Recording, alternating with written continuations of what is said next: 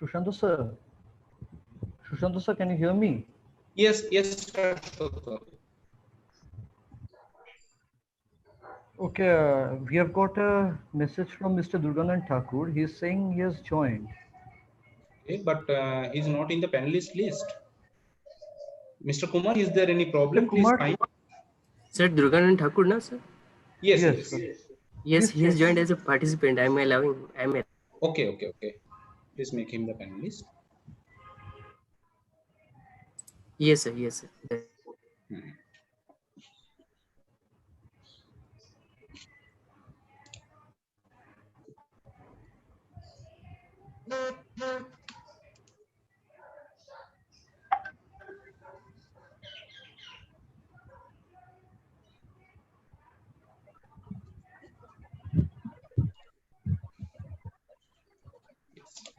Durganand sir, please unmute your mic. Hello. Yes. Hello. Hello? Yeah. You are audible. You You hear are me? audible. Yes, we can. Okay. Yes, sir. Good morning, sir. So, Good morning. Thanks. Actually, there was a little glitch going on. Yes. So, Without glitches, life would be spiceless, sir. Very true. yes. Very true. Though every day we attend meetings, now actually I changed the computer, and since now I just learned that if I am as a participant, I cannot talk. So, so that's something good. Yes, sir. Okay. Yeah. Thanks. Sir, should we start now? Yes, I am ready. And by the way, Yes, just please. let me know you received that presentation. What I have Yes. sent. yes, We sir, have we received did. it. And the So- question answer you wanted to reply Yes, here, yes. or they will Google form. That we also received, sir. Okay, so that is having a question as well as answer. So you decide Yes. whatever way you want to do. Okay. Yes.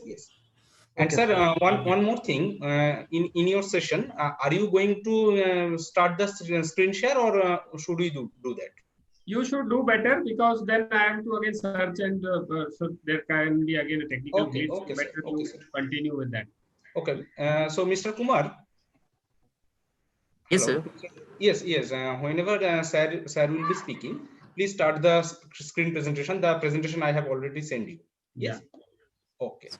And in case any voice due to connection, any voice get lost, one of you can just continue, and I will be rejoining in case. Okay, sir. Okay, sir. Okay, Yeah. sir. Sure. So, Shamaza sir, should we start now? Sir, your voice is not coming, sir. Hear me now? Yes, please start. Yes. Yes, sir. Shashwat, start. Yes, okay, Sushant.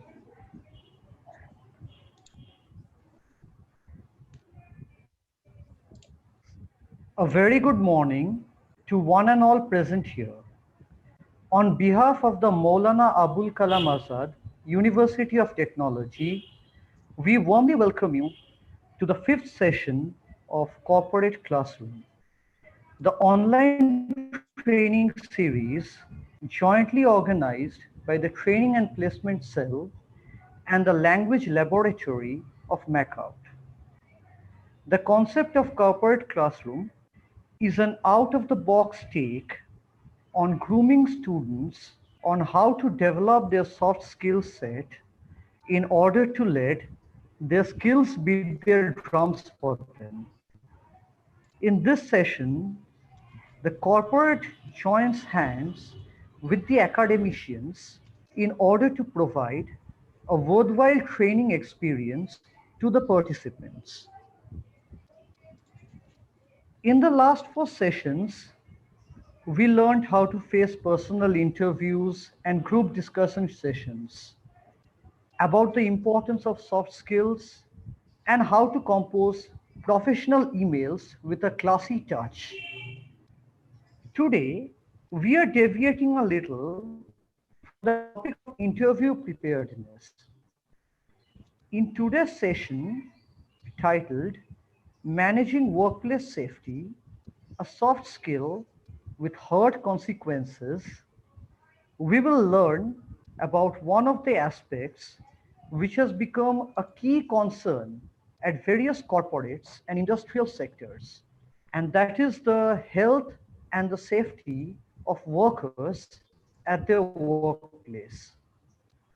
With organizations like the Occupational Safety and Health Administration, which is known as OSHA, and the National Examination Board in Occupational Health and Safety, commonly known as NIBOSH, offering vocational training and qualification in health and safety to potential candidates.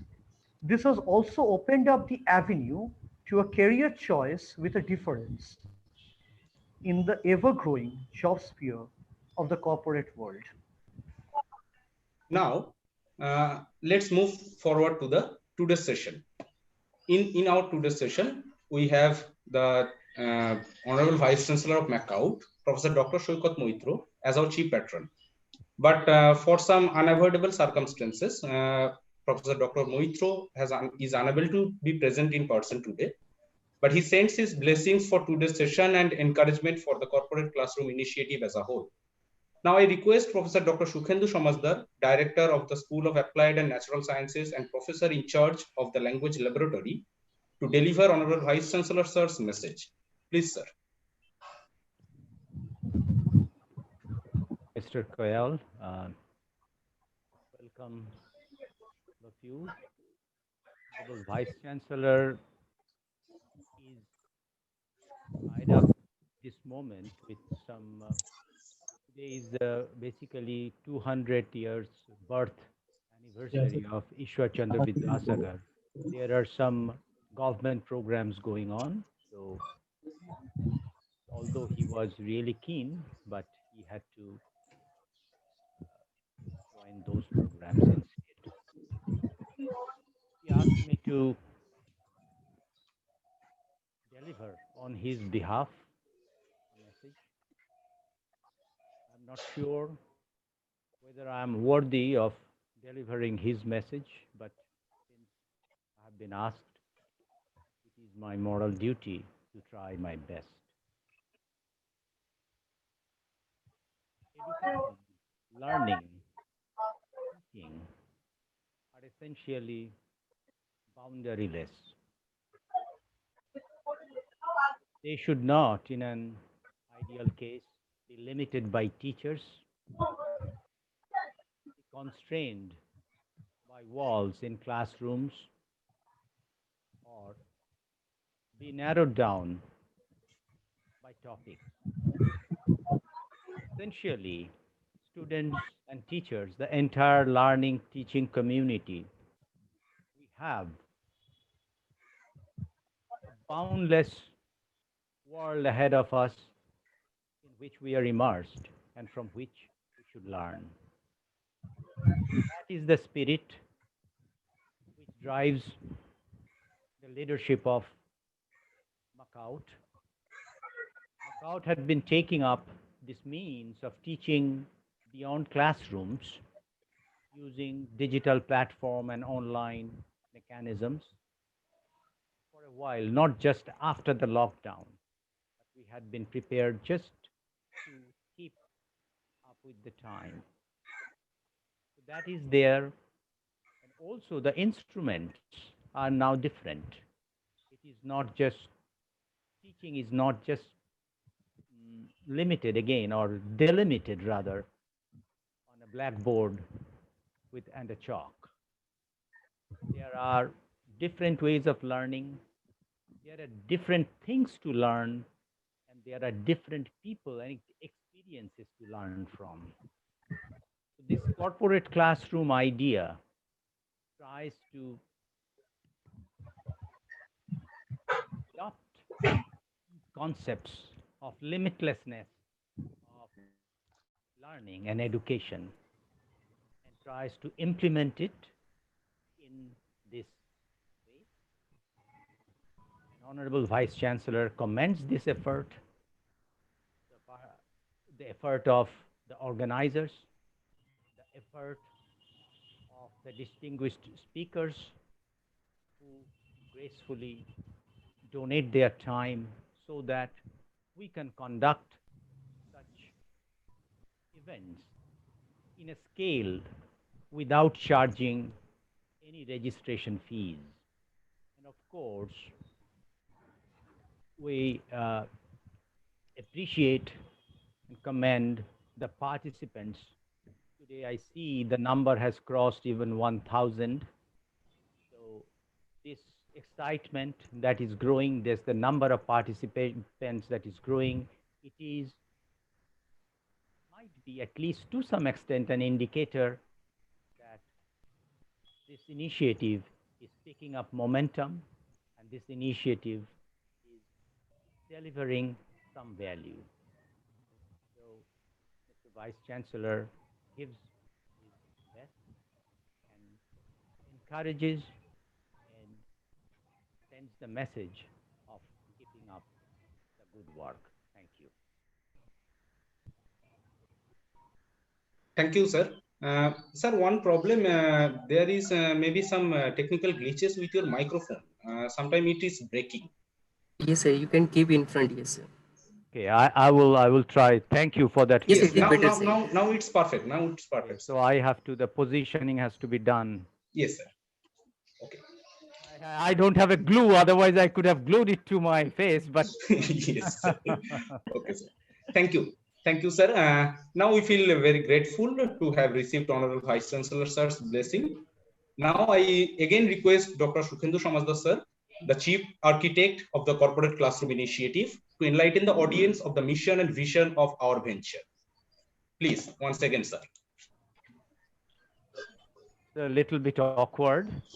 However, you can break promises, but you cannot turn down requests. So this is a privilege for me, person, because I am a staunch believer of the idea that Mr. Vice Chancellor points out, that learning is not limited. This is an initiative that we have taken, and it really gives me pleasure. And we have worked together. Mr. Koal knows, Mr. Sengupta knows, Mr. Sarangi knows that we really did some teamwork, leaving no stones unturned and being pretty rough to each other at times, that okay, how it is going to be best done best.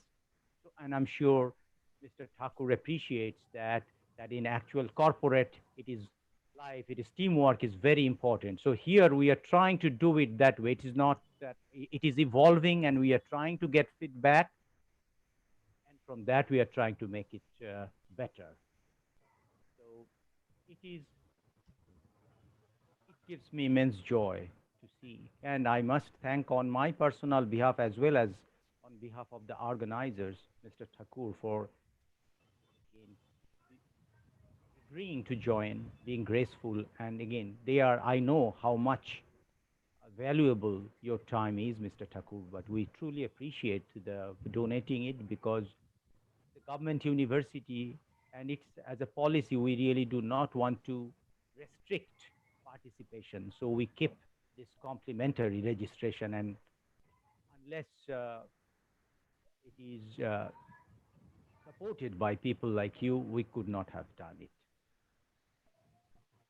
Getting long, but however, I am going to point out one more thing for maybe 2 minutes or so. That is, it's a special day today. Somebody very special was born on this day 200 years ago. That guy, we usually know him that, okay, he published or formulated Sanskrit grammar for the benefit of maybe Sir, Bengali people. sir, please Again, excuse me for interrupting you. Yes. now is it okay? Okay. Yes. All right. Thank you. So also we know him for writing the first book of Bengali alphabet. But what we do not, all of us may not be aware, that he was one of the persons whose grasp of English language was an envy even to the native English speakers. And in the mid 1800s, his first job, I think the salary was above 300 rupees. You can do the arithmetic and the inflation, and you can figure out what it would be in terms of CTC. However, he lived a rather modest life. But what I would like to point out here on this occasion today, that he was exceedingly concerned about safety of human life, safety of human well-being. He realized the danger and the threat that comes from superstition and superstitious rituals in a society, and wanted to deliver members of Bengali and Indian society at large from the practice of superstition and superstitious rituals. So it, in a sense, the topic of the day is centered on safety. And we are blessed to be holding this session on a day which celebrates or observes the 200th anniversary of that person, Ishwar Chandra Bandyopadhyay, commonly known as Vidyasagar. All of us, I'm sure, we feel humbled today, and we would like to enrich and live our life with the spirit of Vidyasagar. Once we mention the name, I mention the name, and I talk a little bit about Vidyasagar, it is foolhardy to talk further. I better end here.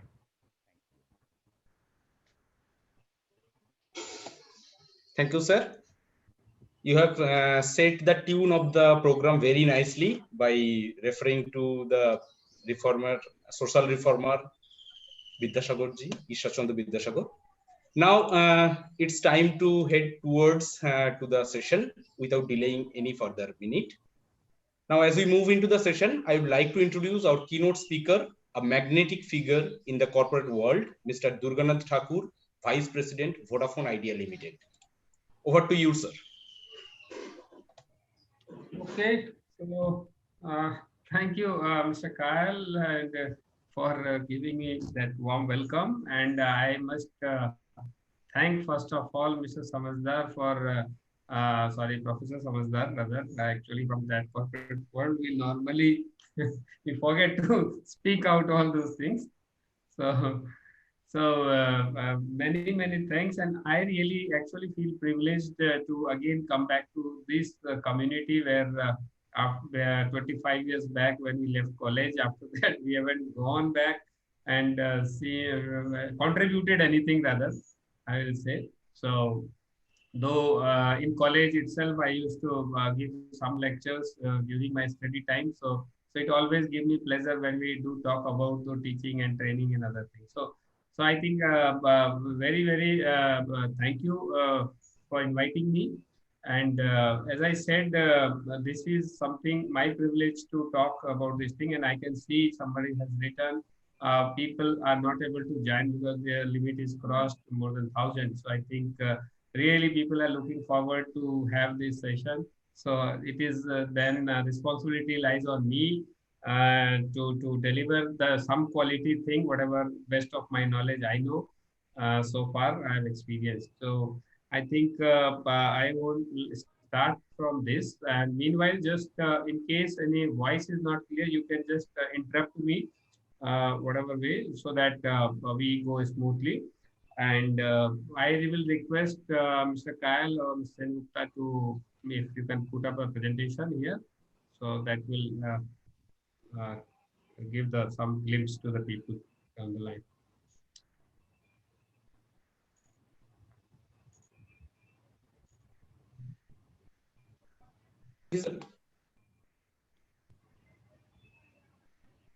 Sushanta sir. Is it started? Please confirm. Yes. It has come on my screen. We can see it. Okay. Okay. So I think, thank you, Mr. Gupta. And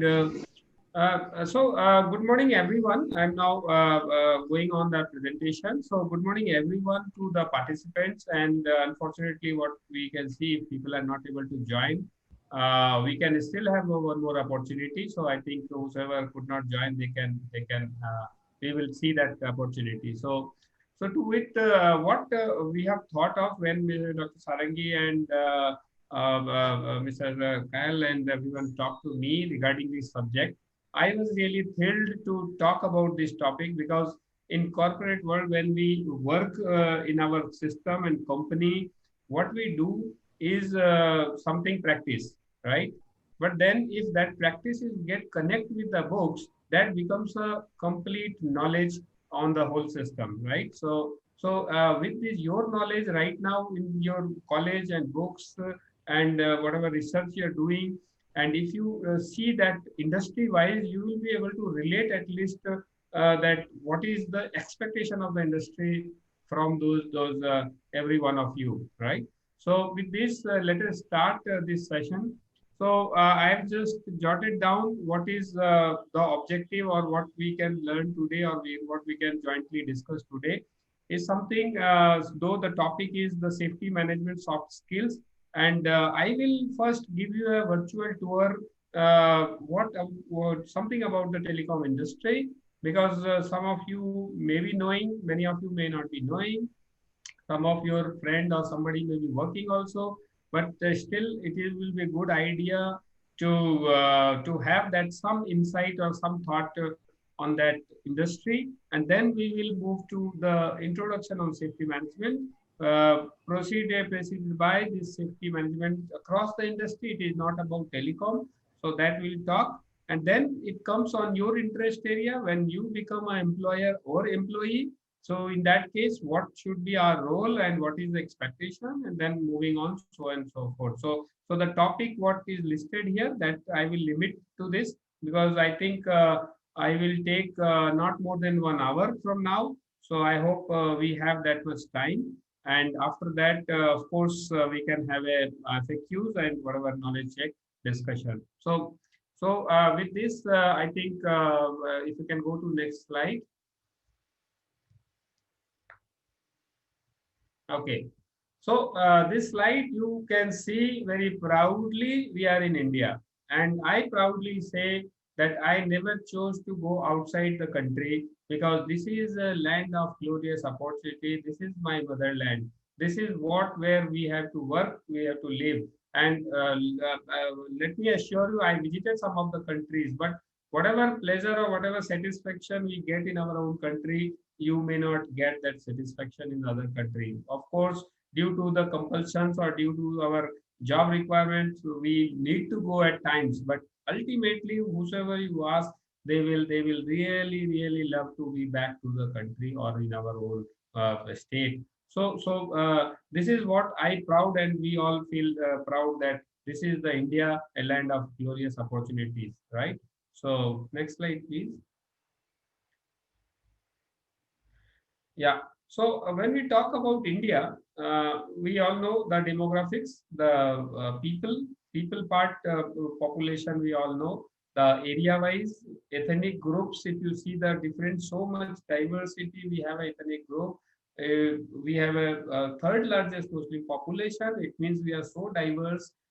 So many official languages. You can see here 785 spoken languages are there, and then it is a 10th in the largest GDP, which is out of 200 countries plus.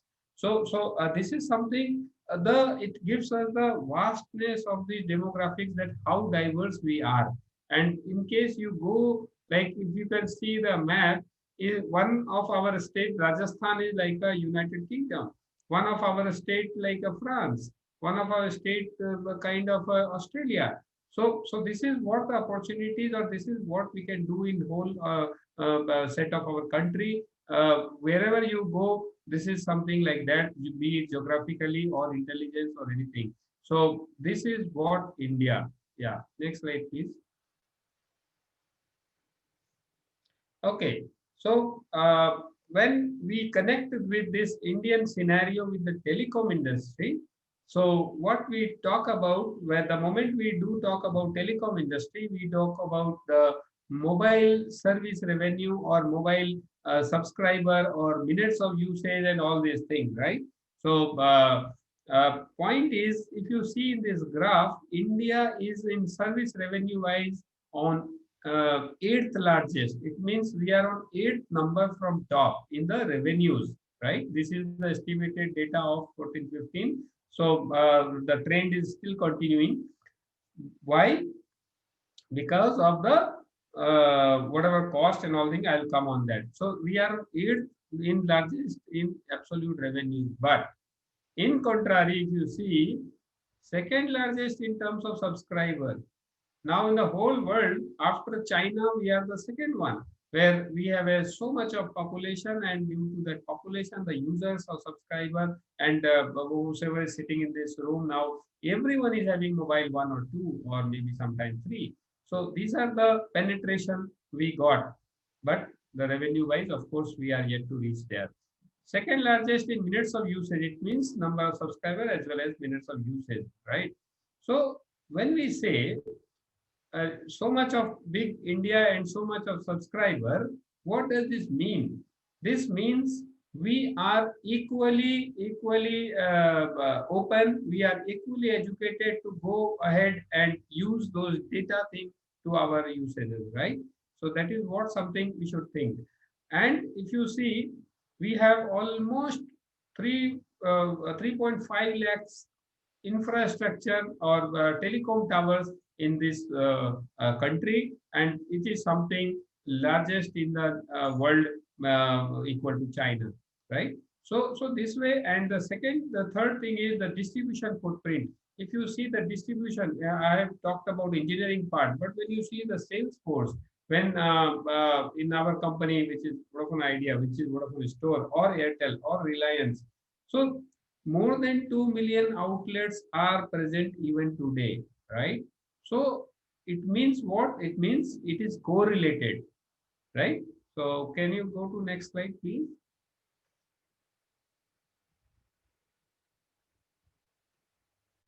Okay.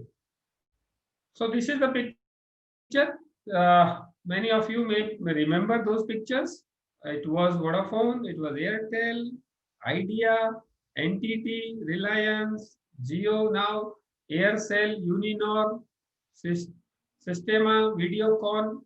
So these are the famous players we all know. Now it has consolidated to a top 3 players, which is Vodafone Idea combined, Airtel One combined, and Jio has come up as a final. So question is why that has happened? Because this is the something where we need to think that what has happened to those companies and why those things are. Because we are the most competitive company. As long as more than 10 brands used to be there, now these brands are very lesser. Only 3 brands actually, right? So this is just a flavor of this telecom so far in last 15 years. Next slide, please.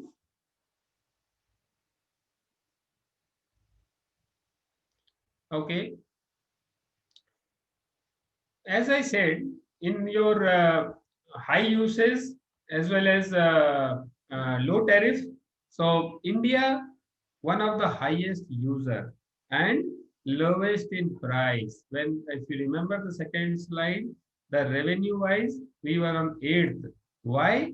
Because our prices are very low. And if you see this graph, Switzerland, Netherlands, Germany, UK, Canada, China, and India is still lower. So point is why? Because our affordability is still low. Okay. So in case this affordability is low, what has happened? People are want to use, but there is a limitation. In that limitation, what happens? People companies are compelled to reduce the prices. Okay, so that is the reason India is the cheapest one. Very recently I wanted to go to Dubai, and I was just looking at the data rate. It is minimum 2500 rupees per month in case you are staying there. Here I can survive in 300 rupees per month. So this is the scale and difference between the whole industry wise, when we compare with our Indian telecom industry with the global thing. So next slide, please.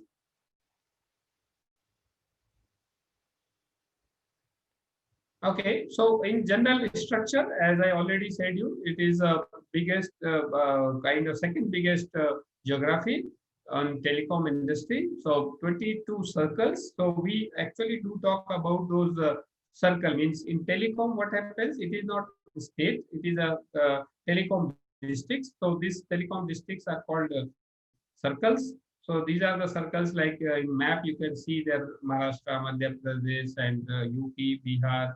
So all these things are called circles. So we have metro circles, which is fourth largest cities. We have state with highest earning power penetrations.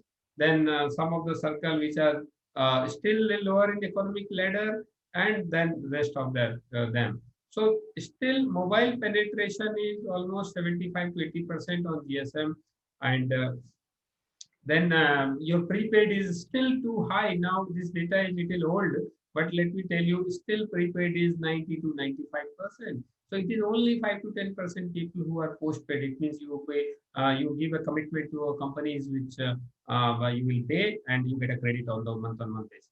So that is something very fluctuating subscriber base in the complete telecom industry, right? And then absence of large retail organizations where the other organizations are coming. So this is something a market structure coming out just for your understanding. I thought to put in. Next slide, please.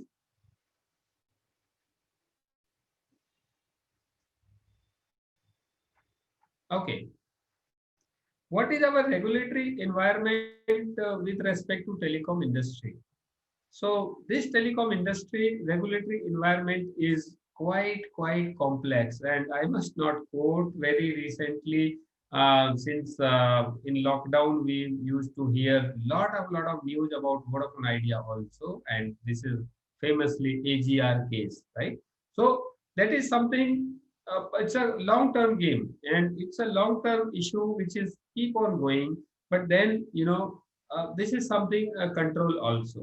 So in the whole thing, if you see the challenging regulatory environment right away from the central government to judiciary to regulators, TRAI or Telecom Tribunal TDSAT, which is more relevant for telecom, and then state government and local bodies. So everybody actually control the whole environment of telecom industry. Be it if I take an example of state government, there are municipal bodies which actually give permission to tower. If I talk about central government cabinet, they are DOT, they are to talk about spectrum usages and licenses and other things. If I talk about High Court judiciary, we all know what is their control. Then we talk about regulator, TRAI, they are fixing prices and other things. Then if we talk about Telecom Tribunal, TDSAT, so this is something, again the judiciary body for telecom.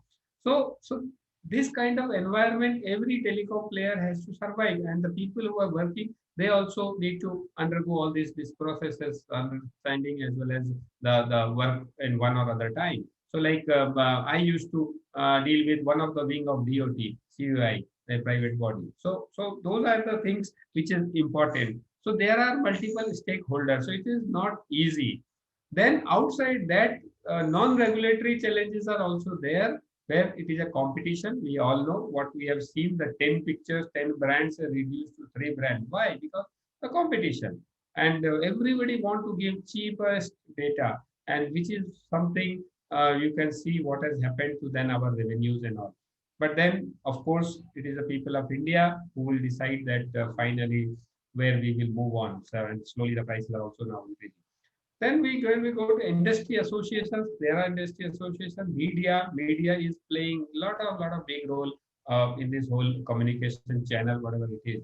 And then activists, which are many times, you will heard that there is a EMF regulation, EMF issues, mobile radiation, tower radiation, and all these things. So these activists also come in play. But very good thing is industry has never disrespected any one of them. Let me tell you, that is very upfront, where as an industry, because I am in telecom almost 15 years plus now. So before that I worked in different industries. But then when I compare in telecom industry, this industry has never disrespected any of this regulatory environment or any channel of maybe competition or media or anyone. we are trying hard to survive in this environment. So this is what actually as an employee I have learned. Actually, as an outsider, I have learned because I have seen outside also the telecom industry from outside also since beginning stage. But then, what is something we should learn that this is the reality, that whatever industry you go, this is going to happen. That these are the basic things will happen. Some places, of course, like manufacturing, media impact is very lower, or just excuse me. Okay. So media influence is very low, or very low activist industrial thing, or regulator thing is minimal. So those are things are dependent, but still these are the complexity will be there. But in telecom, it is something little extra. So you must know these are our influencer. Next slide, please.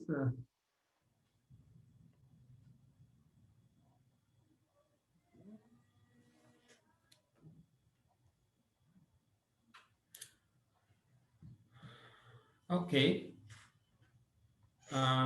Yeah. So I again come back to the little operational scale.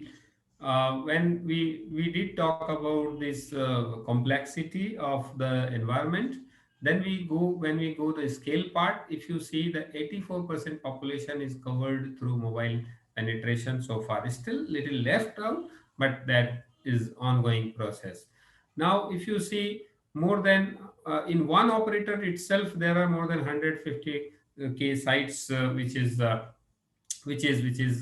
enough number to say. And if you see the optical fiber, optical fiber is something laid under the ground, which enables your data speed to become a 5G, and then faster, and then it reduces the dependency. Those fibers are very backbone of this whole industry. So because these towers also need to be connected to each other, as well as the data speed. And today what we are talking on this conference is also one of the some of the fiber link to the Zoom community, and then from the mobile site. So this kind of scale of the fiber, 150,000 kilometers of fiber we laid so far. So then we go to reach part. There are retail outlets in different cities, different pockets and states. So more than 1.8 million retail outlets we have actually. And then further in industry, if you see, it is more than double. So, and then we used to have almost 10,000 exclusive stores. So Vodafone Idea store, if you see, there are stores. So those are the stores where you go and experience as a company. You look at that stores as a company stores, and then that is what the scale. But you need to imagine this much of thought. If 10,000 stores are there, minimum 4 to 5 people are there. So this kind of employment is being there in that retail store itself, in one function, one place. So those kind of massive scale of employment is also there. Then channel partners, which is our partners, with normally they support company. So distributors, where from you, so most of the time you purchase the SIM cards, your associate distributors, again SIM card and other thing. And the indirect sales force, which is direct sales, or indirectly they are selling one or other way. So maybe retail or shop outlet or someone. So this is something scale why I thought to tell you that so far what we are discussing, that the telecom industry is very complex industry in terms of surviving with the operations. But when we talk about working part inside is not so complex. It is very easy, and lot of learning opportunities are there, right? So I think let's go to the next slide.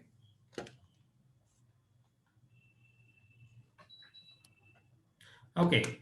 So what are the challenges and opportunities I have jotted down? Opportunities, significant penetration opportunity. When I say, it means where still our people are required to use the more and more data. So in last this pandemic, if you see this last 6 months, data requirement has increased. Never needless to say that this data part has increased a lot, right? right? Like almost 4 times data has been increased, but still what we feel, this data will be double and quadruple in coming years actually. So the data, why? Because everything is going to govern, if not even physically, if you go, then also you need data, because then there are electronic payment transfer, or other channels, or entertainment, or anything, you require data. So significant penetration opportunities is still there in the terms of opportunities. When we talk about the demand part, demand, of course, I do discuss about that. Then revenue consolidation amongst the operator. So the revenue consolidation is going to happen, which is happening. Improving EBITDA margin. EBITDA is nothing but a financial term. So earning before income tax and audits fees. So that is something, EBITDA margin, there is opportunity. And then low risk thing is, so no device subsidy, there is no government role has come so far, hopefully, that you just go and buy your device and you pay the taxes and everything. So this is still an opportunity. And then low tariffs. So already low tariff is going to be not more than impactful. So this is an opportunity where we increase, because tariff is already low, it is only going to up, not down. Some of the key challenges, which is spectrum, let me tell you, many of you may have studied electronics, communication, computer science, electrical. So this is the terminology which is comes across, but in a simple language, if I what I understand is spectrum, because I am an electrical engineer, so I am not a telecom engineer or electronic engineer, but still we have seen through that part. So but spectrum is nothing, is a carrier, which is a air wavelength on a certain frequency, you carry send your data. So that is the basic telephony. So this limited spectrum, it means the government has a control, and government issue very limited spectrum.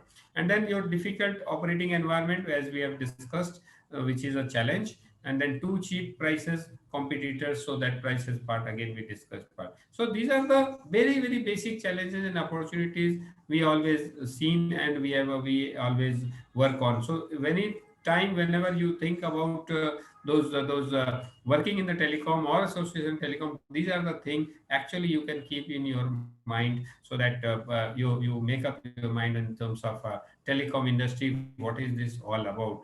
Because in media, what we see is a one side, very small story, but the overall thing, if you see the complexity, the scale, the opportunities, challenges, a very big thing. So that is what we should think of. Yeah, next slide please. Okay, now, sorry, it got little longer of the telecom industry understanding I wanted to give you, because when I will talk about safety, I thought you must understand in which scale I have to apply the safety. So that was the reason I thought that I am going to take you through that virtual tour. The scale, of course, it is very limited one, but still, I hope you will get some idea on that. So now, when I come to the context of safety in India, right? Before going in telecom, 5 lakh road accident happens, one in every minute. So 5 lakh road accident in a year, one every minute. Can you imagine? But when we see, and now thanks to this WhatsApp group, some of the WhatsApp group keep forwarding those road accidents, CCTV footage of the city traffic police, and we see the horrible incidents, right? But those, when somebody count those numbers, these are very high number, and these are very recorded data only. Unrecorded data goes haywire. So it must be, as per estimate, this must be more than 20 lakhs, 2 million road accident actually happens every year in India. So 5 lakh road accident means what? Means every third person is losing his life on road whenever he is, and this is recorded one I'm talking. So 1,50,000 minimum fatalities happens in a year. So one in every 4 minutes on Indian roads, people are dying. Why they are dying, we'll discuss that part. But this is something, the data part, when you see that what we can do to stop that. So this is the, and I'm not talking about the other aspect of the safety, because then we have little limitation of time here today. But when we quickly tell you about the electrical part, at least 50,000 people actually die from electrocution every year minimum. And then falling from height, people are falling from height. So I'll little bit cover a little later in this slide only. So this is the something, it gives a thought process. Now let me tell you how I got in safety, So something, I worked 15 years in the telecom, earlier of electrical engineering, then operations, and then telecom operations. And after 15 years, one day suddenly I got a call from safety function that, Durga, you need to join the safety department. I said, I am nowhere in safety. I am a hardcore electrical engineer. I maintain my things and going in projects and other thing. It's a hardcore electrical engineering.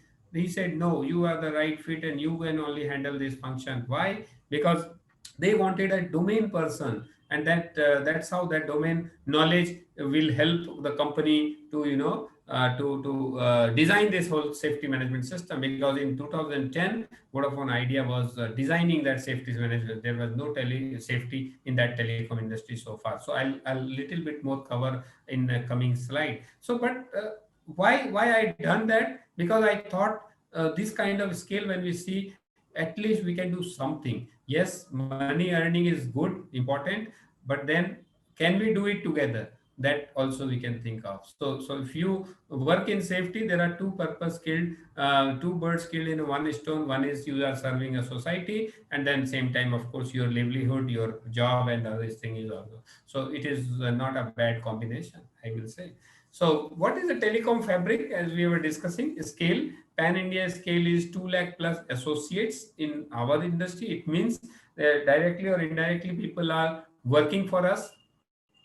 Highly outsourced environment. It means out of 2 lakh, not more than 10,000 people are directly working on company role, but rest all are in outsourced environment. Why? Because there are partners, contractors, and so many supply companies. They are actually doing all these things. So this is something, but they are my uh, my purview of the people, because these 2 lakh plus people are directly under the safety control of the company.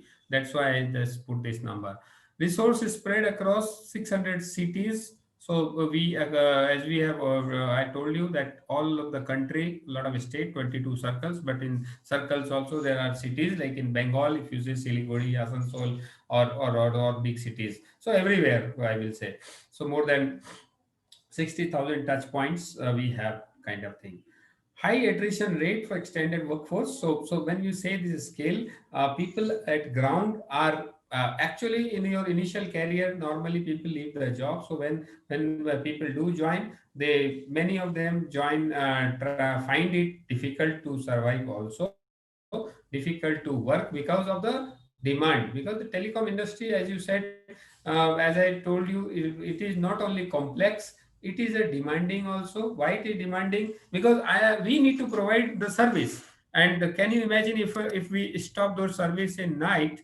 Let's say if somebody has to go to hospital in emergency, and I say, no, you can't make a call in night to the hospital, will it work? It will not work. So it is a 24 by 7 operations. 24 by 7 people are actually continuously working behind that scene. If you see, most of the planned job happens in night time, because in daytime traffic, telecom traffic is so high that we cannot afford to switch off anything. So there are a planned switch off happens in night time when telecom traffic is very low. So this kind of environment, people, yes, they people required to work, very hardcore people, who can have a thought process and proper mindset to work on. So the high attrition rate is also one of the reason, and is a challenge as well. Unsupervised operations by definition. So it means what? Because as I said, we are across, spread in 600 cities and 2 lakh plus sites, where, you know, people when they were go to the site, we cannot have to have so many people supervising. Already 2 lakh plus people in one company joining, so it is a challenge. So most of the time people are alone, people are on their own, they are working because they need to be responsible as well as they need to perform for company. So I'm just set the context of safety in India. Now moving on, next slide please. Okay, so when we were talking about some pictures, maybe familiar for you. You can see the driving road part, so many vehicle, and this is something, this we have actually done some research in 2010, and after that still this is very very relevant. So we keep on continuing with this thing. So as a company we have this top 10 risk, and in telecom also or any other industry if you go, these are very very common risk. So what a kind of risk is the driving part on road. If you are driving, it is the biggest risk. As in previous slide as I said, 5 lakh incidents or accident happen on road, recorded incident. It means these are the vehicle involved, maybe two-wheeler or four-wheeler. So this is something a biggest risk, not only for India, for telecom industry also. Then we go on to electrocution, which is something very very uh, just hold. Okay, so electrocution part is something whenever people are exposed to the electrical work or exposed to the environment, or let's say to these days rainy season, people if they are out, anybody, and unfortunately we hear in newspaper everyday basis that somebody has got electrocuted when he was crossing that flooded water, and so and so forth, and touching sometime accidentally any electric pole or anything. So those are the one kind of incident. The other is very very unfortunately people during work people die. So let me just share one of the unfortunate example. We do share as a learning wherever we go. In Chennai, very recently on 14th June, unfortunately that day, I think Sushant Singh Rajput also died. So that same day, in one of our circle, as I said, you circle, Chennai circle, one of the engineer was working, and as we said that it is a 24 by operations. He has started his work at 5 o'clock, and he has continued his work on the one of the site, means tower site, what you understand. And he was on his laptop to reset the electronic configuration in terms of in terms of the connectivity, because site was down, so people are not getting coverage. So during that work he found his laptop got discharged, and he is having no charger point there nearby. Unfortunately he gone overboard, and he has bypassed everything. He is connected to wire simply directly to that switch unit, and then connected to his laptop, which most of us are knowing that laptop. Though he got charged his laptop, he has finished his work around 10 o'clock in night. Unfortunately, he was again barefoot there. He has not followed the rule as well. So he accidentally got in touch with that live wire, and unfortunately he died. Now, when we have investigated this incident and we gone, the whole idea is he has could not follow the basics that we have said. No electrical work to be done by the unauthorized people or unauthorized person who is not competent to do so, and he has done that. So point is, when we do talk about this thing, I could not resist myself to share this incident, because I thought many of you may be knowing, many of you may be not knowing, but even one incident sharing may save some of life, because it gives us lot of pain when one person die in our system.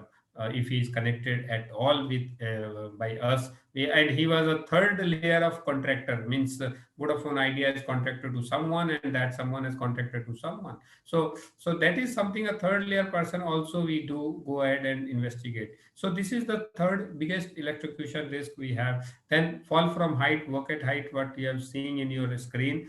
Then there are fires which happens. Fire, we all know, electrical short circuit. When you read all the newspaper, 99% time they say electrical short circuit. But then reality is different. So I will not discuss here much.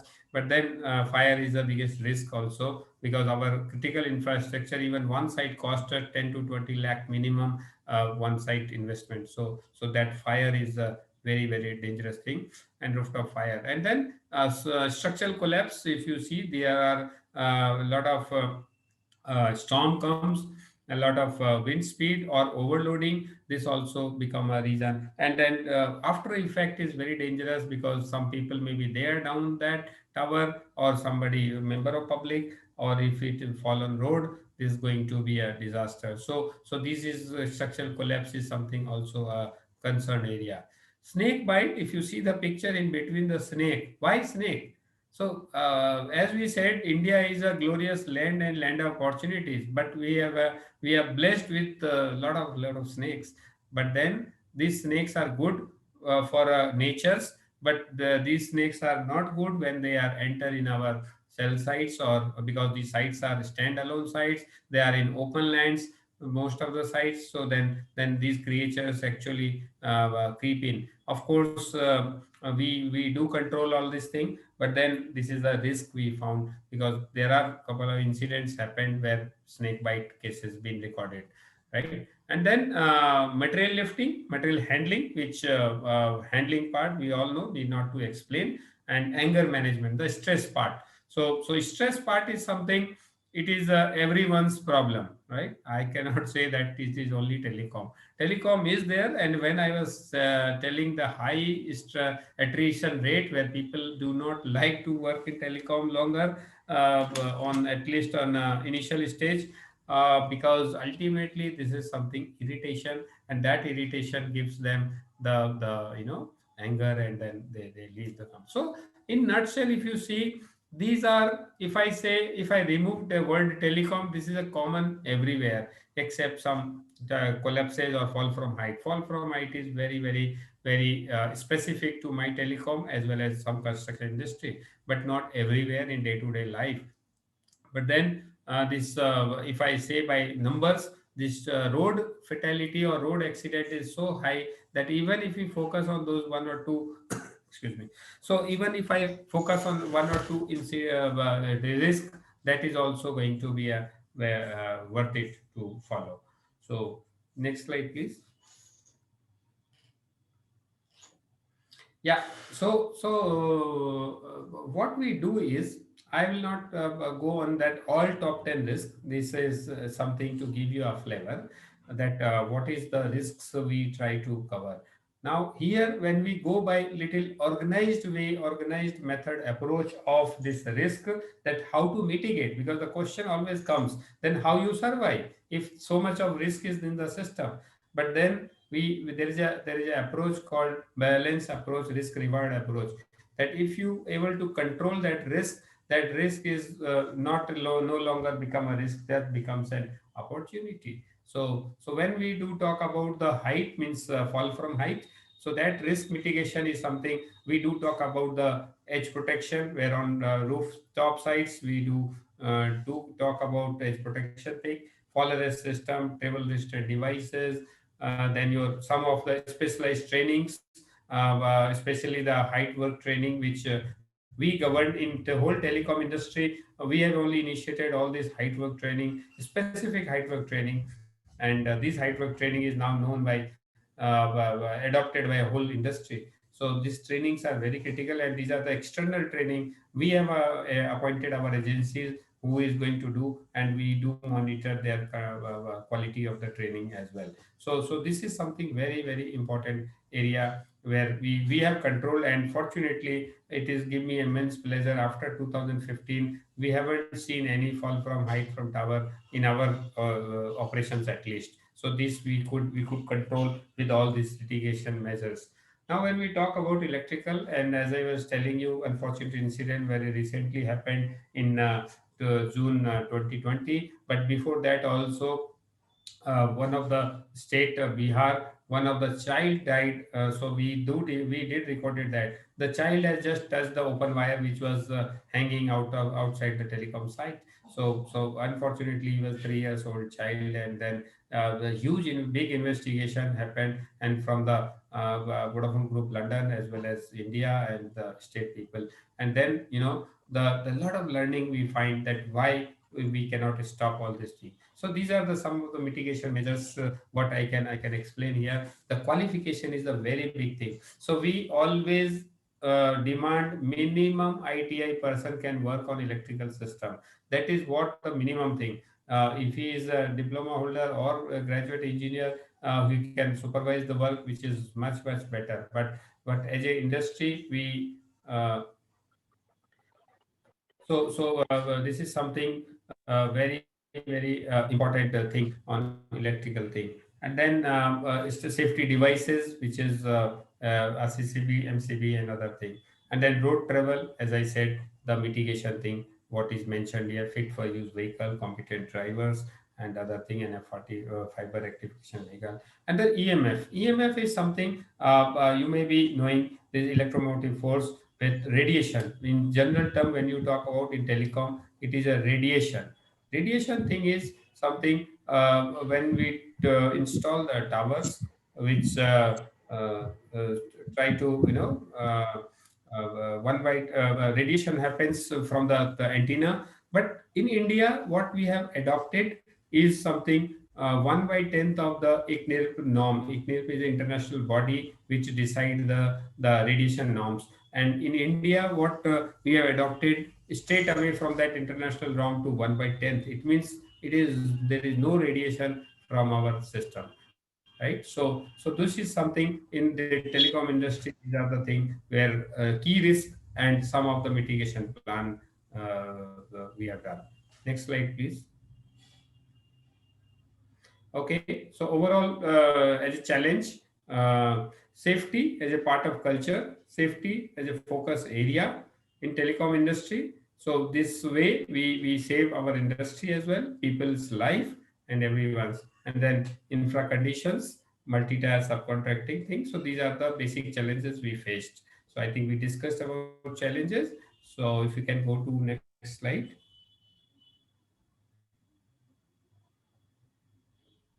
Okay.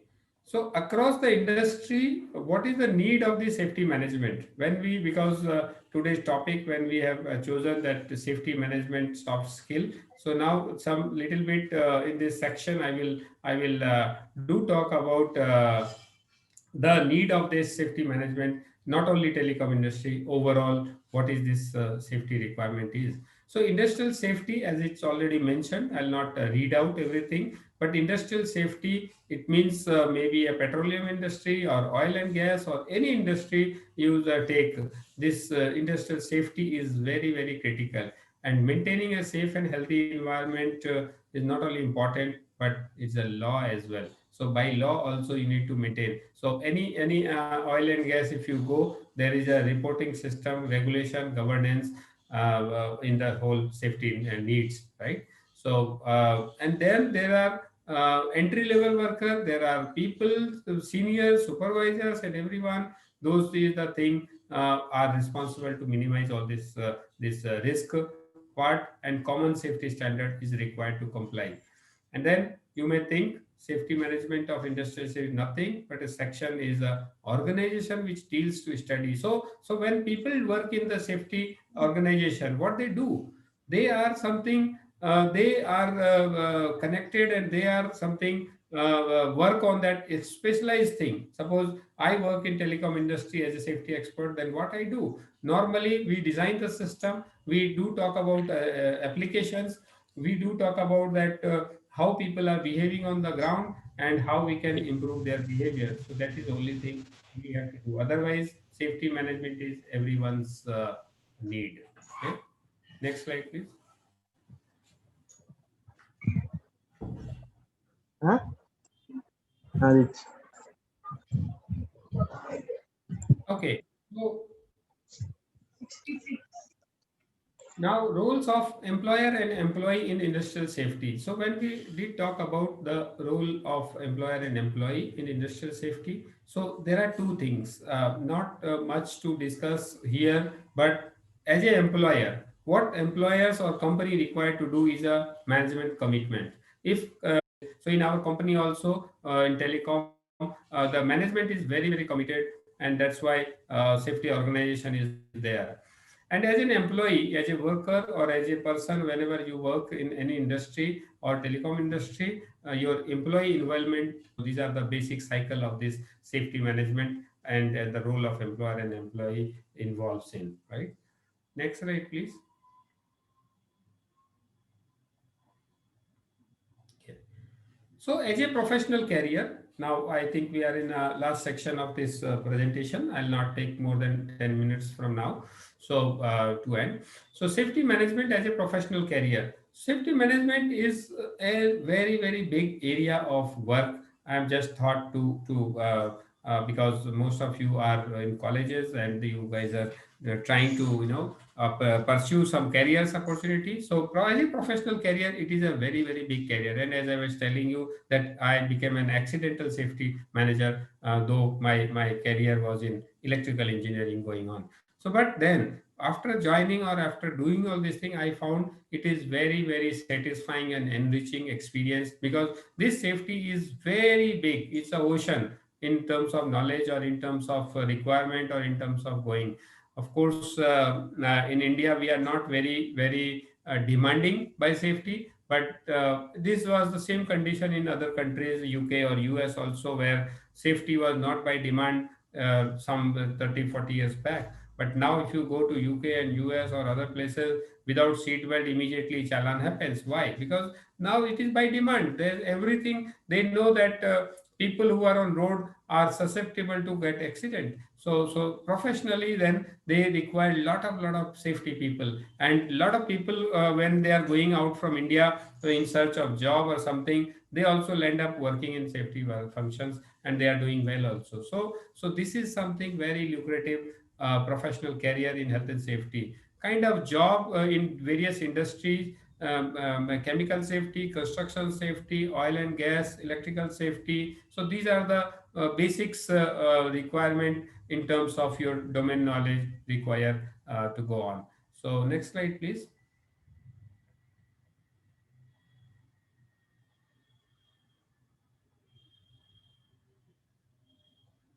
Okay. So, what kind of legislation, qualification, and certifications required or available? So, this is something. Some of the legislation, I'm all legislation I'm not mentioned, but these are the famous three legislation in India, which is Factory Act, which is Director General of Factory Act has issued the rules. Mines Act, BOCW, it means Building and Other Construction Works, 1996, and then Labor Laws Act, which also covers the safety management. So these are the basic four laws applies to various people in various industries. So these are the legislation. Whenever, if you get some time, if you do Google, you can find out. These are the very basic legislation, but they are very very big also. Okay, so this is some legislation. Now some of the qualification required for to become a safety professional, which is something, there are qualification, which is one is RLI, Regional Labor Institute, which provide a diploma in industrial safety, but it is a full-time course. Then industrial safety diploma for various private institutes. These are anytime available. You can go on. MBA in safety management, international journal certificate from NIBOSH, UK, international diploma again in safety, and these are the internationally accredited qualification which available in India also, online also, offline also. Of course, you need to pass the exams and all. Advanced diploma in safety management, one of the state government of Maharashtra, looking at the importance of the safety. There is a very very highly experienced people are been enrolled in that advanced diploma in safety management and diploma in construction safety. So these are the some of the qualification. I thought it will help you to think about it. And these are the pictures you see, the NIBOSH and CSPs and IOS and all. Next slide, please. Okay, and these are the potential job opportunities in the safety management market. So these are the industries. I will not go by designation. Of course, these are the something which famously you can find out. But oil and gas industry, very highly safety demand. Construction industry, minimum. Telecom industry, yes, it is required.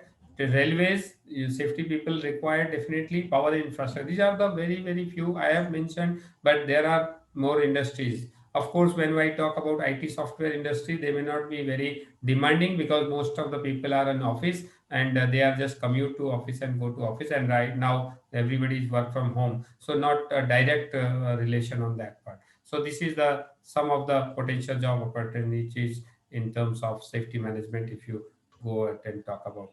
Next slide, please.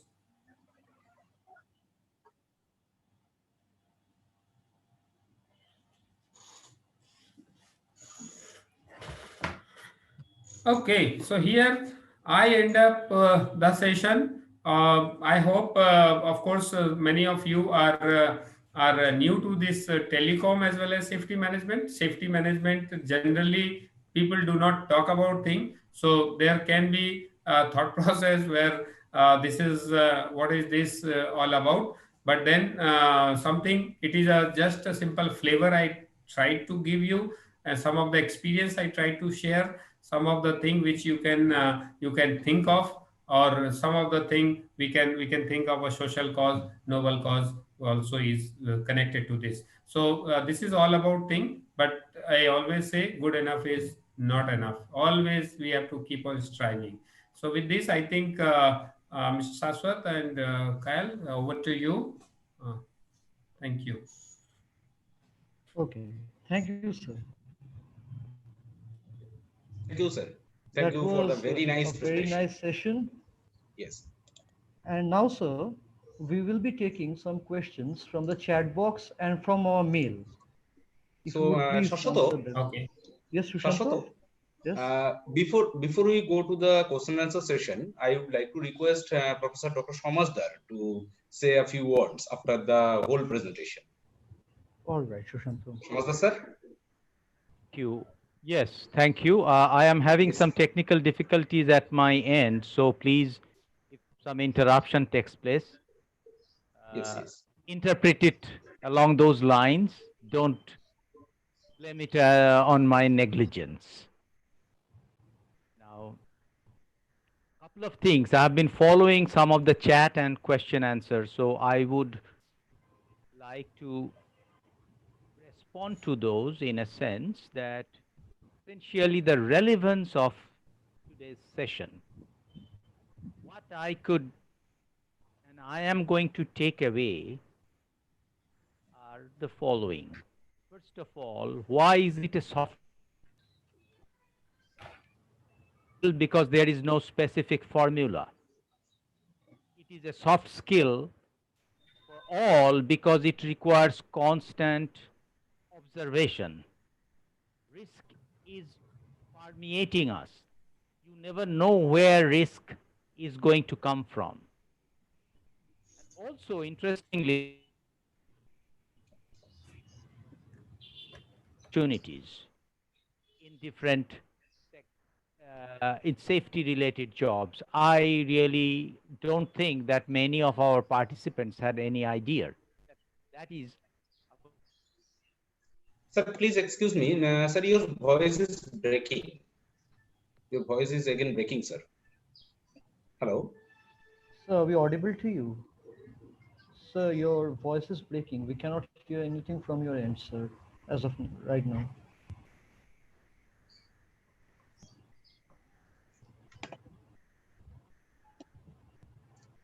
Sushanta, sir, I think sir Yes, is I having think a network There are network yes. problem. connectivity issues there.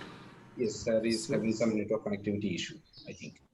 So, I think we should go forward to the question and answer session when sir will be okay with the technical glitches. Then we'll get back to sir.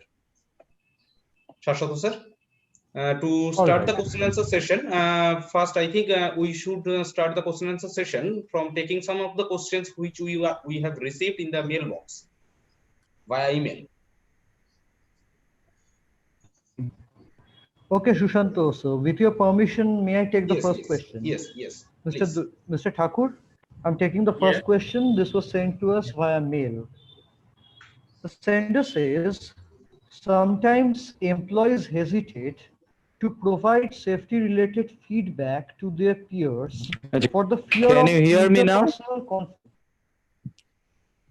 Yes, sir, you are audible. Oh, okay, all right. You continue. I would let yes, take it up. Okay. continue. I joined back. Okay, thanks. Okay, Mr. Thakur, I'm repeating the question once again, please. Sometimes employees hesitate to provide safety-related feedback to their peers for the fear of interpersonal conflict. How can this situation be resolved?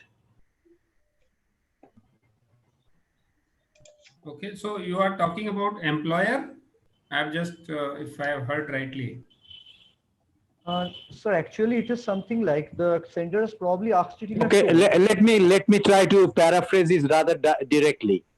What the questioner perhaps means is one might be a little afraid that the employer may not like to them to point out some potential risks in the work environment. So what should the employee do under those circumstances?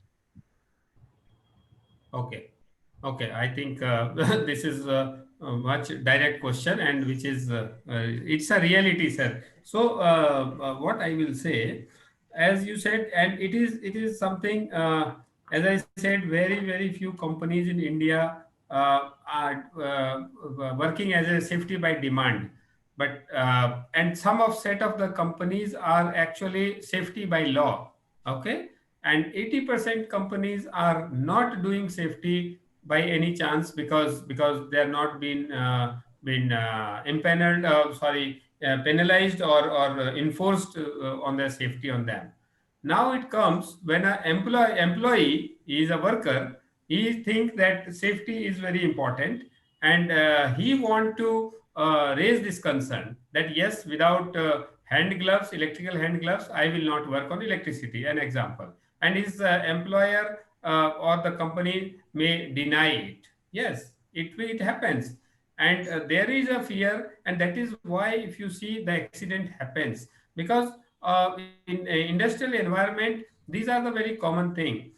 Now, if you say the answer, then what to do and how to proceed on this, whether as an employee I should keep quiet, the answer is no, because as a safety professional, we have seen in this last 10, 12 years journey what safety management I have seen, right from, and one example I will give you, in telecom industry itself, we have started from asking people to wear seat belt on front seat in 2010. We were struggling to ask people. Of course, it was a little reverse trend that company was asking. But then after that 2 years time, employee started asking, sir, what will happen to rear seat if we only wear on front seat? And thankfully to the demand of the people, now it is a mandate, now it is a reality that if in case people found not wearing seat belt on rear seat, they actually lose their job.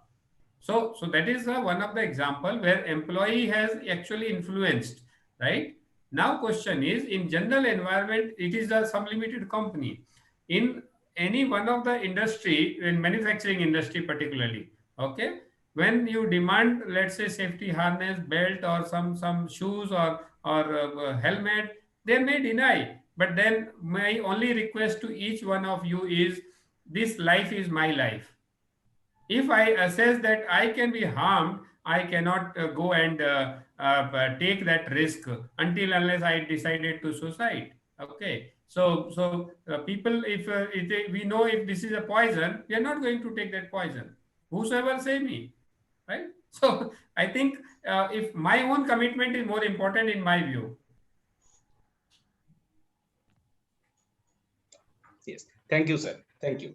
Okay. So with that, I'm moving forward to the next question, sir. This question is much related to what we objectified about our corporate classroom initiative. That is much related to that portion. How can effective listening be important in order to ensure safety at workplace? And effective listening, how can it be efficient or important to ensure the workplace safety? Okay.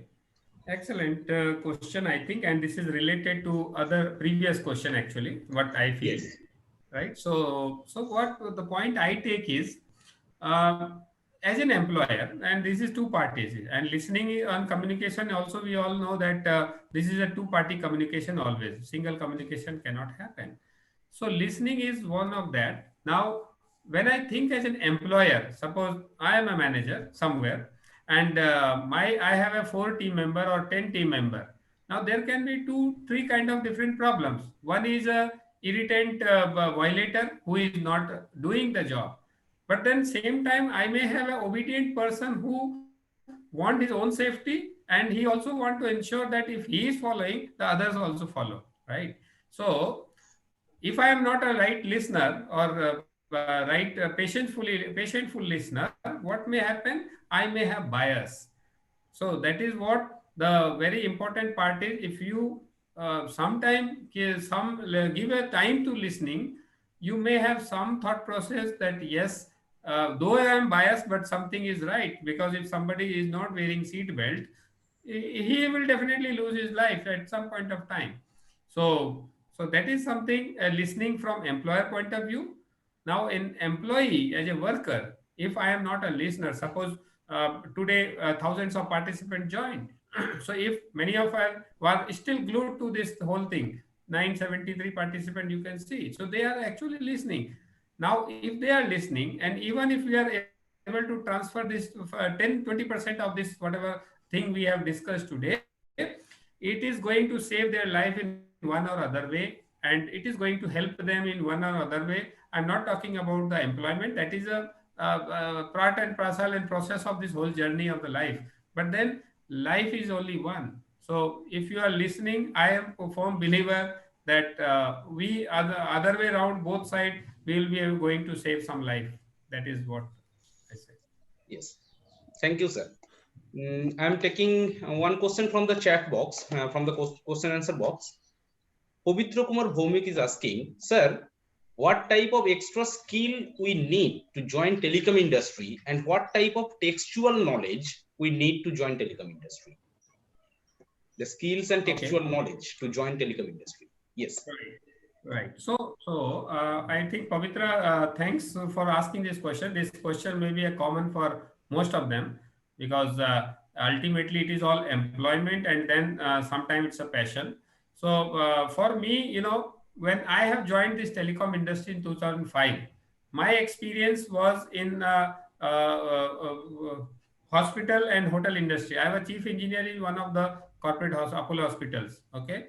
So by that perspective, and even today, when we recruit people in telecom, so there is no specific things we ask that you need to be a telecom engineer. First of all, it is a job role. Today, suppose if somebody want to work in sales and marketing function, then what his requirement is, he need to be able to understand the market scenario. He may need to understand the channel subject, that is how sales and marketing works. He may be an engineer, he may be a law graduate, and fortunately, let me tell you, even Vodafone Idea also recruit every year more than 50 IITians as a fresher, more than 50, 100 engineers from other colleges also. So, but then they are not just for the telecom engineering work, they are from various functions. So that is what I was, when you have asked me, this reminds me, I was thinking last month that how many engineers are actually working in Vodafone Idea who are actually working as a telecom engineer? Very less. But because engineering does not mean this is something the telecom. Telecom is all about an industry that requires to cater to service to people. Of course, in that we have 2-3 sets of people in telecom industry. One is sales marketing people, one is your finance guy, HR guy, which is a back-end job. The other is a technical job. Technical job is something little vast. Now, as I said, 2 lakh people are working in telecom industry, but then there are layers. One is operator as a Vodafone Idea directly recruit people. One is our partners. Our partners, key partners are like Nokia, Ericsson, Huawei, ZTE, other company like Tata. Oh, those are the companies who are directly my contractors. And those contractors are, you can understand, they are not small contractors. They are also a very big player in the industry. and then in turn they also have their partners, where like Vedanta, Steelman kind of company. I'm just taking one or two names. So now what happens when we give the work to Nokia recruits certain people, and then when Nokia also gets some work from different companies like BSNL, Airtel or thing, then their resource of people, the electronic engineer actually recruited by them also. Okay, so in nutshell, the extra qualification part, I'll go on skill part little just to after this. So extra qualification is only thing is you may be an engineer, electronic engineer most of the time, because electronic engineer are more related to telephonic engineering. So they should understand the basics of the telephonic engineering, which if they want to work as an engineer.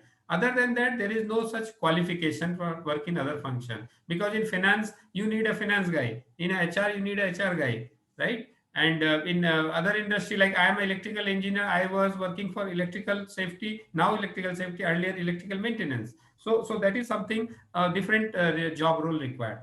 When we talk about the skill set required to work as a safety professional or in telecom, so in telecom the extra skill is you add on your qualification, like nowadays data mining is something coming up very big way now, artificial intelligence, and these things are going to work for us, because we don't get people who are graduate in artificial intelligence so far, right? So that is something additional skills, whosoever get some certification, whosoever gets some skill set from there, these are the welcome, and they start interpreting their book knowledge to the qualification and experience. And on safety part, additional thing, as I mentioned in the presentation, where there are diplomas, there are certification, NIBOS course, and so on and so forth. Those certifications is good enough, more than enough rather.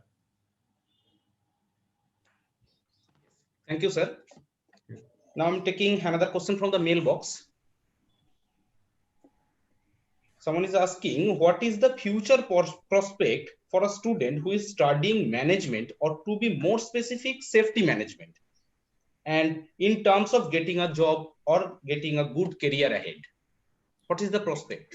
Okay. So first of all, I will congratulate who is doing the safety management. If somebody is not doing, planning to do that, which is a great career, I will say, because as I told you, I was also not aware that safety management is so big subject, right? And so big area. So this is very vast area. Now, question is, it is not visible because it is mostly in industrial environment.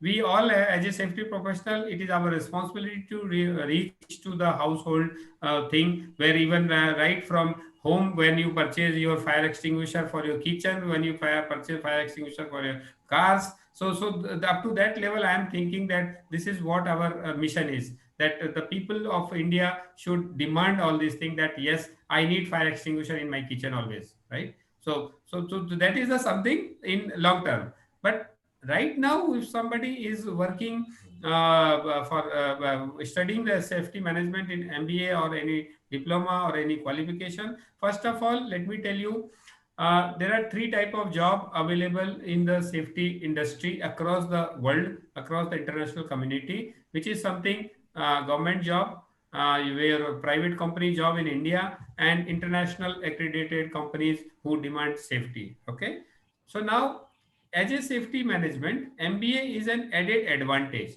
Now, what do you do in MBA is you actually learn the skill of entrepreneurship, right? That is what I have learned in my MBA course, that it is something entrepreneurial skill you learn. Safety management is again a two kind of thing. One is engineering perspective, one is your medical safety, and one is a general management part. So if you are qualified as a safety management MBA or any certification, you can expect the jobs, if you are an initial career, to start become a safety officer, EHS manager, anywhere ranging, and the salary part is also quite competent, quite competitive and equal in. And very good thing is, safety guys are always close to the management.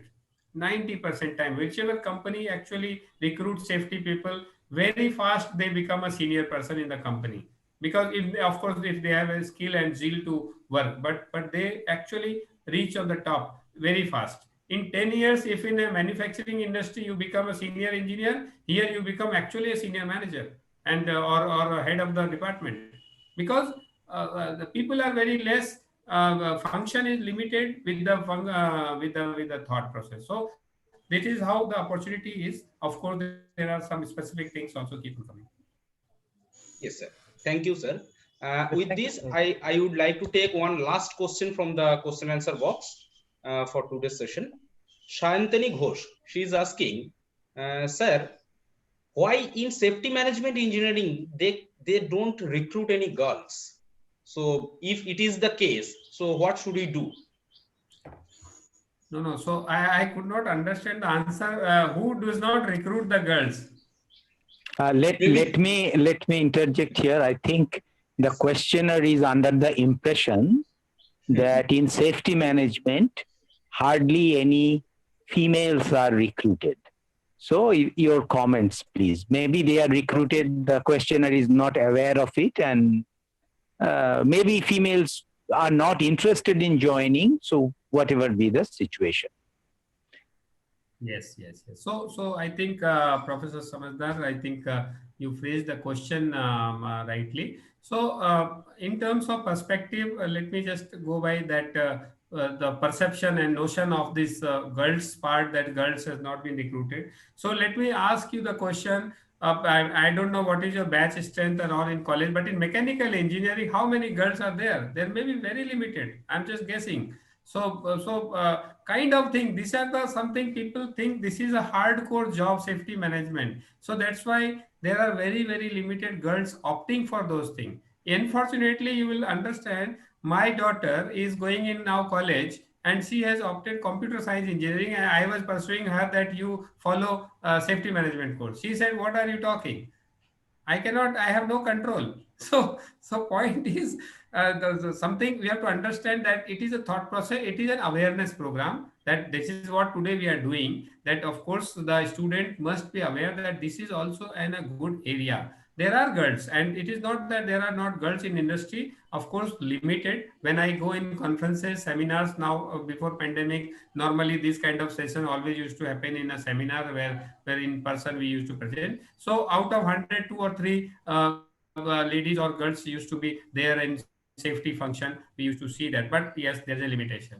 In our company, when you say we are total strength in India is 12 people now, earlier 16. So minimum 3 to 4 ladies or girls are there in our system always. We actually work on diversity and we try to recruit. Even in my team, we recruit purposefully the girls to maintain a diversity. So of course there are companies who actually maintains skill set required. Of course, if I need a safety manager, then I will look for some certification qualification. But then it depends on the situation. But no hard feeling that girls are not recruited. The girls need to opt for those things. Thank you, Anthony. Thank you, sir. Thank you for the clarification.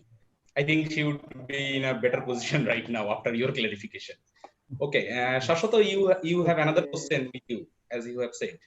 Yes. Please take. Yes, Please make Mr. it the Thakur. last May I question. just take one last question from the mailbox?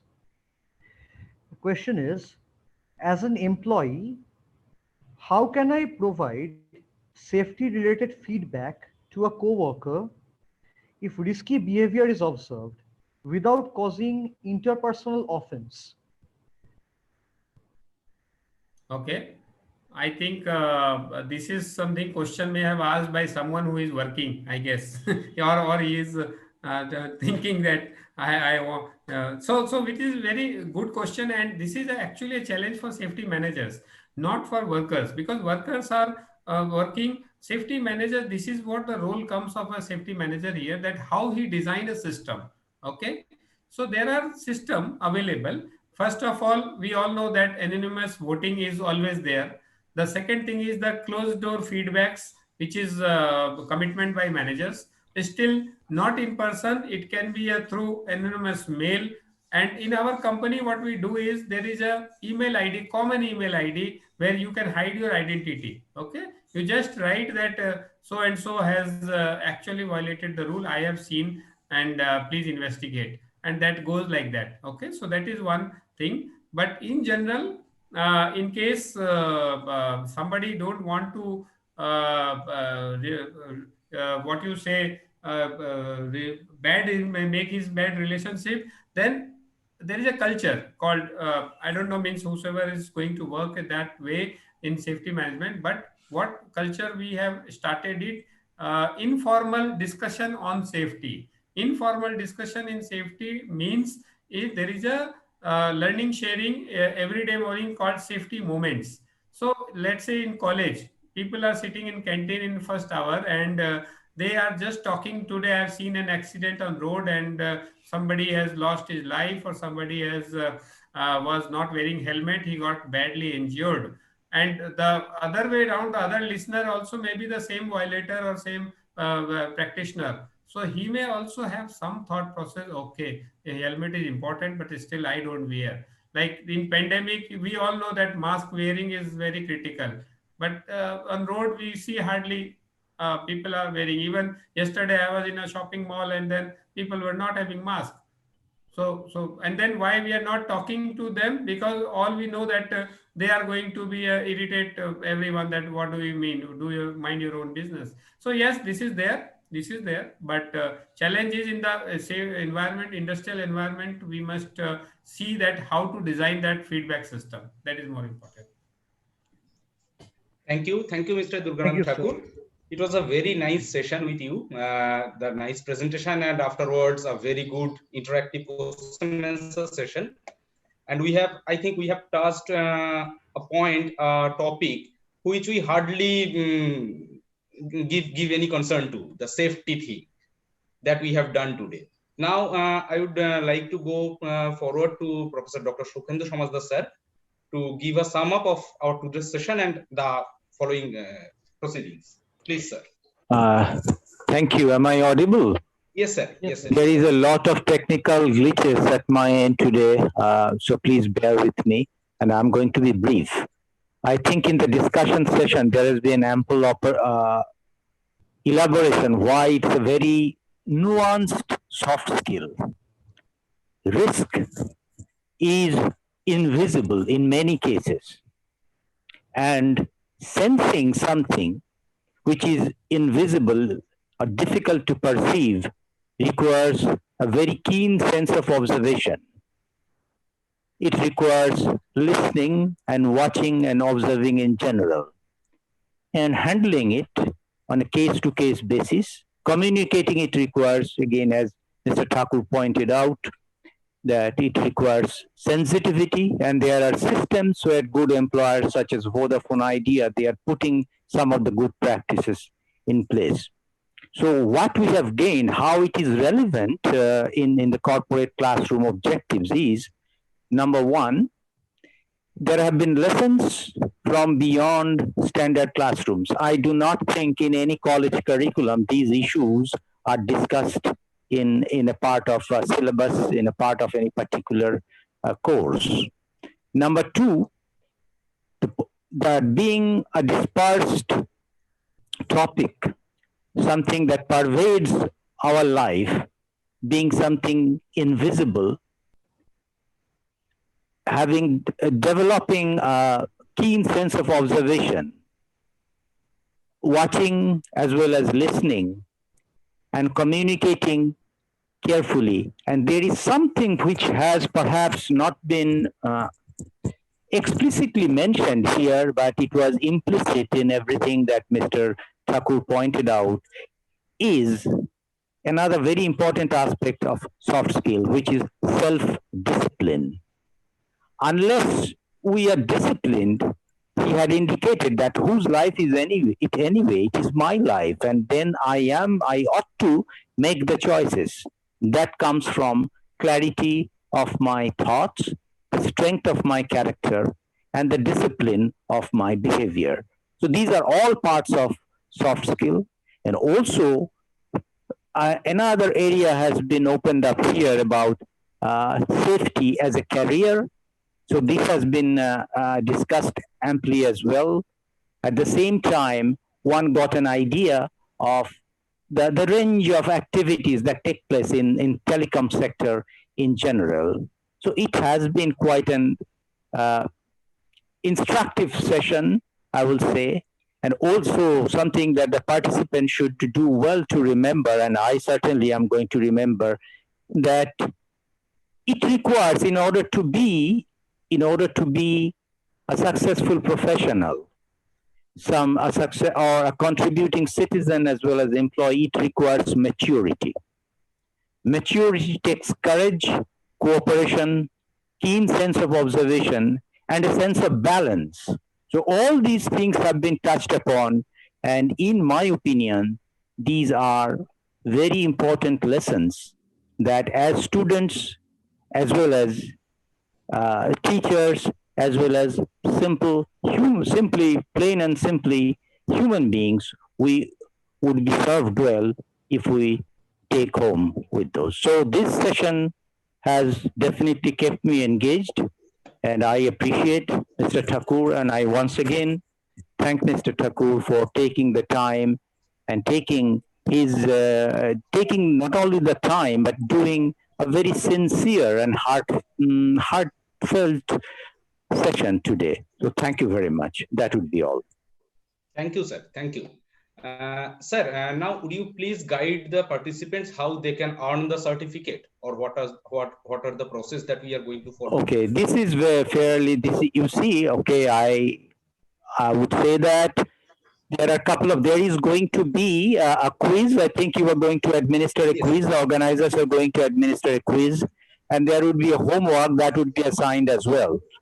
So now once those are completed, then the participants are going to receive their certificates. The reason is this will be counting as what is called the mandatory additional requirement points for the university. Mr. Thakur may not be aware, but there is something in our curriculum. There is something called this mandatory additional requirement, where students can engage in a variety of co-curricular and extracurricular activities. The purpose is to foster students develop their some sort of an all-round personality, which is required in order to be a good citizen and a productive employee.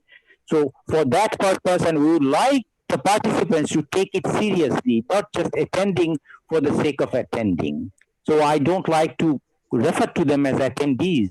I would like to refer to them as participation. Participation means there has to be activity, action, and engagement on the part of the participants. So these are going to be displayed rather soon, and the links are going to be given there, and also the participants are going to be given feedbacks. There are certain questions. It is not a huge, long questionnaire.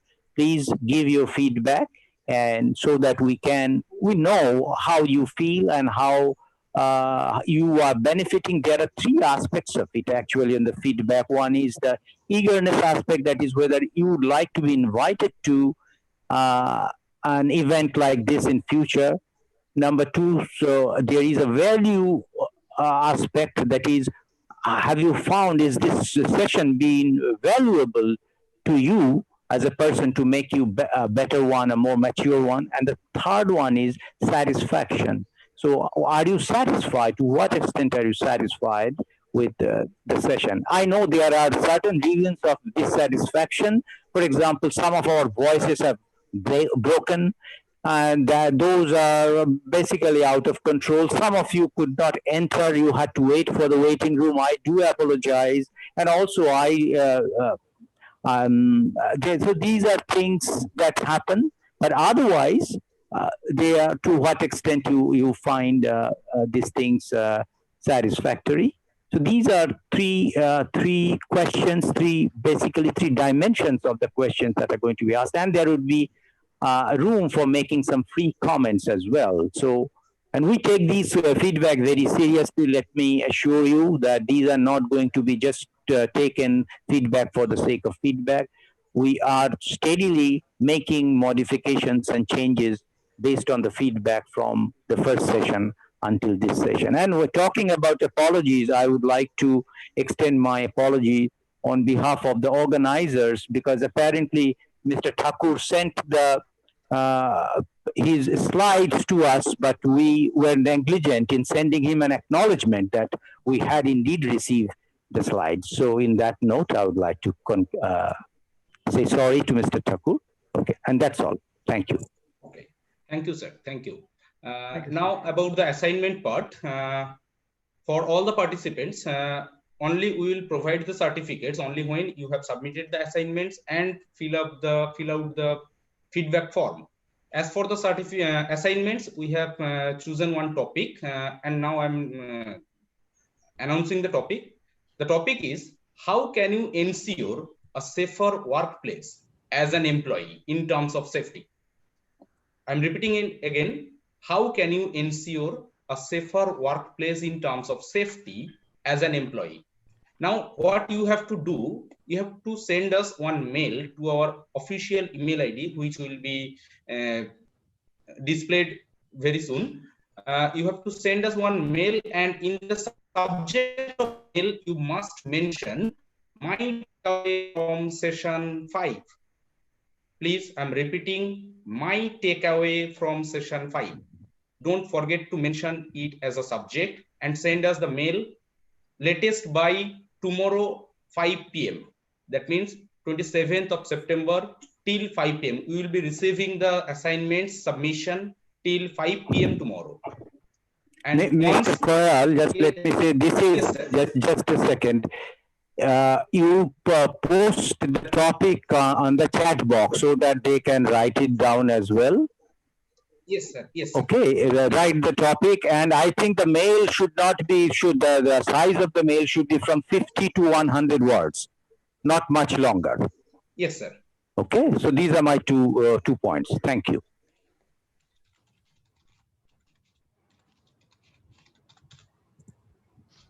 Yes, continue, please. It is in the chat box. Please note down the topic, and I'm repeating it again. Please don't forget to mention in the subject my takeaway from session 5. It will be the subject of your assignment, and send us the assignment till 5 p.m. tomorrow, which means 27th of September, 27th September 2020. And after that, after the session, today's session will be concluded. You will receive the feedback form link. Mr. Prem Kumar, are you there? I would request Mr. Prem Kumar to float the feedback form link. Yes, sir. And Yes, as sir. well We as are displaying. to send the link in the chat box. Please send the Yes. link in the chat box once again. I think you have previously sent it in the chat box. Please send it once again. The quiz is going to be administered as well, right? Yes, yes, sir. It will be done today itself. Yes, there will be two parts. First part will be the quiz administration, which is mandatory for all, and then the assignment submission. Only after these two have been completed, we will provide the certificate. The certificate will be available. Okay, so the quiz link and the feedback link and the assignments topic are all available in the chat box. It is a request to all the participants to note down those links and the topics and do according to the guidelines.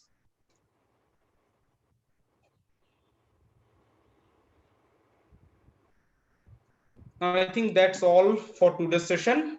Now I would like to request Dr. Anandup Sarangi, the training and placement officer of MAKAUT West Bengal, to say the vote of thanks of today's session. Anandup sir, please. Good afternoon to all the participants, students, and good afternoon to my fellow colleagues Sushanto and Shashwato, and good afternoon to Durganand sir for such a nice session, and must congratulate him that students have learned a lot. And my good afternoon to Samadha sir, who is the motivator of all such sessions which are beneficial to the students as well as faculties and all other people. So today's session was a little bit different from the other sessions we had conducted, which was basically on the soft skill part. But today it was a part on industrial safety, and it is one of the important aspects of the industry, because nowadays you have seen that a lot of industrial accidents are happening. So safety is a concern for each of the organization. And Vodafone Idea is being a multinational organization. of a repute. It is concerned about the safety of the individuals as well as the employees working in the company. So I want to congratulate once again the Thakur sir, who is a good friend of mine for such a nice session, and my coordinators who have been coordinating very well for the session. And with this, I want to conclude the session for today. Let me thank our technical team as well. So Yes, also. the webinar team with Mr. Prem Kumar and his team has been tirelessly supporting us through this entire corporate classroom initiative. Thank Definitely Yes, a big thank to now Prem Kumar sir. I forgot to mention one thing, where to send the assignment, in which email ID. That email ID I am sending in the chat box. Please note down the email ID as well. Dear participants, please note down the email ID to which you will be sending the assignments. I'm just sending it. Please give me a few minutes.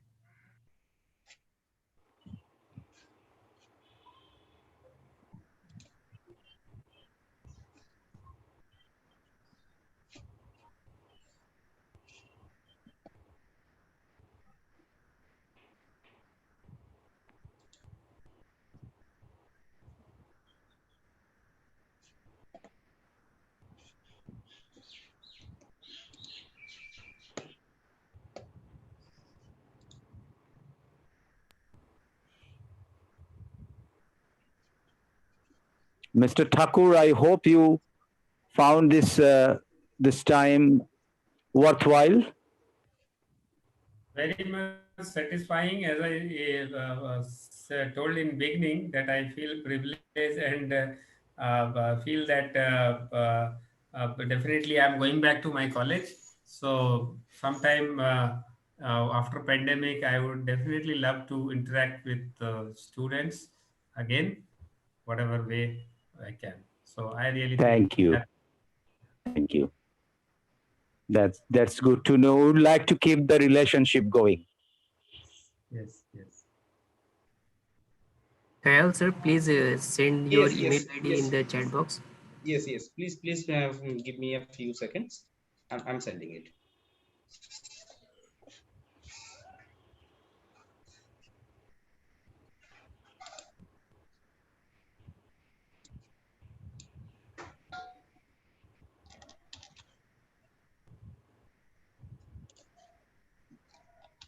For all participants, please note down the topic of the assignment, and you have to answer it within 200 words, and you have to send it in a mail, and the mail will be provided very soon.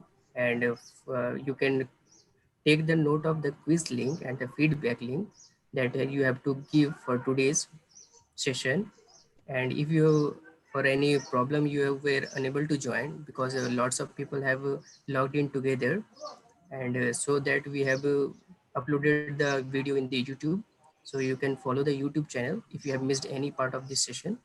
And you can send the assignment in this email Yes, ID. the email ID is in the chat box. It is corporateclassroom.makout@gmail.com. Yes, Mr. Prem Kumar, please.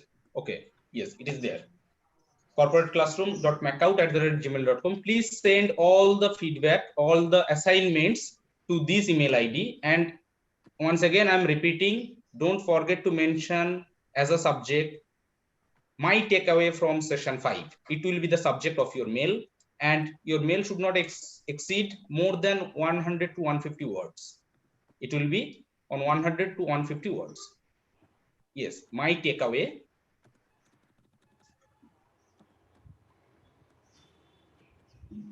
from session 5.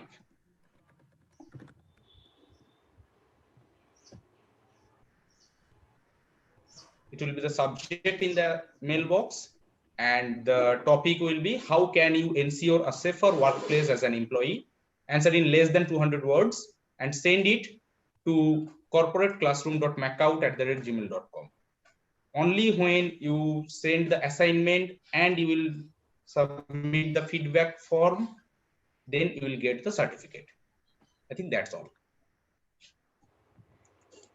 Okay.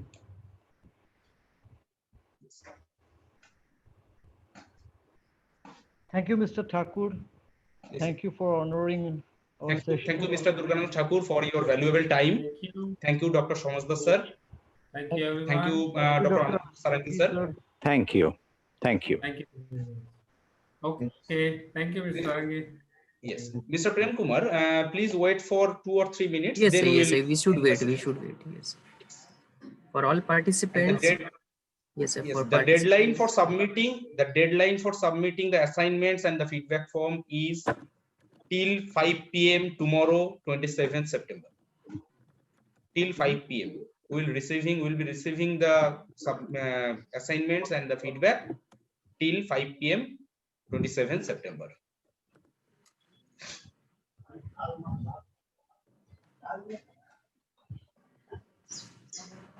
For participants, we are displaying the assignment details and the feedback link and the YouTube link. And it is hereby given a notification that you have to give the assignment, and the topic of the assignment should be written as my takeaway from the session 5. And the question is how you can ensure a safer workplace as an employee. And you have to write the answer within 200 words, and you have to send it in the mail provided here as a corporateclassroom.makout@gmail.com. And time is that from today onwards up to 5 p.m. tomorrow, that is 27/9/2020. Yes. And after giving the feedback, please attend the quiz and feedback, and after that only we will be issuing the certificate, and the certificate will be available in this link. For only those participants who is going to attend the assignment and who will give the quiz with feedback, we will be providing only to them the certificates. So it is our humble request to kindly take note of all those details, and if possible you take the screenshot so that you can have the details with you. We will be closing the session very soon, so kindly take note.